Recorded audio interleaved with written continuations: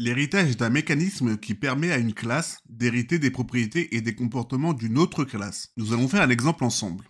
Je vais créer un fichier que je vais appeler héritage.py et on va faire un exemple d'héritage. Je vais reprendre la classe utilisateur et dans notre exemple, nous allons créer une classe étudiant qui a les mêmes caractéristiques qu'un utilisateur, c'est-à-dire un nom et un prénom et le fait de pouvoir se présenter. Mais en plus, l'étudiant a un numéro d'étudiant. Donc, je vais écrire classe étudiant. Et au lieu de réécrire le code présent dans la classe utilisateur, nous allons dire qu'un étudiant hérite de toutes les propriétés et méthodes présentes dans la classe utilisateur. Pour cela, je vais tout simplement écrire des parenthèses et dedans, j'écris le nom de la classe dont je veux hériter. Ici, c'est la classe utilisateur.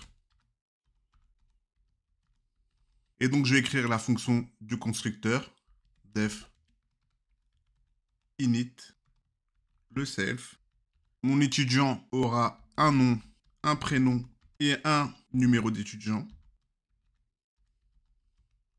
Mon étudiant est un utilisateur qui a en plus un numéro d'étudiant. Donc lorsque je construis un étudiant, je construis un utilisateur auquel j'ajoute un numéro d'étudiant. Donc je vais faire appel au constructeur d'utilisateur. Pour faire appel à une méthode d'une classe parente, on utilise super avec des parenthèses. Puis ensuite point et je fais appel à la méthode qui m'intéresse. Ici, le constructeur init.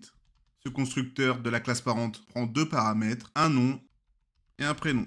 Ensuite, un étudiant a un numéro d'étudiant qui lui est propre. Donc, je vais écrire que le numéro d'étudiant de l'instance que je vais créer aura pour valeur le numéro d'étudiant transmis en paramètre.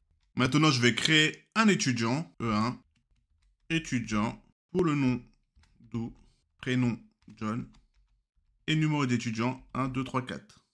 Et je vais afficher la valeur de chacun des attributs. Print, E1, nom, virgule. Je rappelle qu'avec print, je peux afficher plusieurs choses avec un seul print en séparant les éléments que je veux afficher par une virgule. Et chaque valeur affichée sera séparée par un espace. Donc E1.prénom et E1.numéro d'étudiant.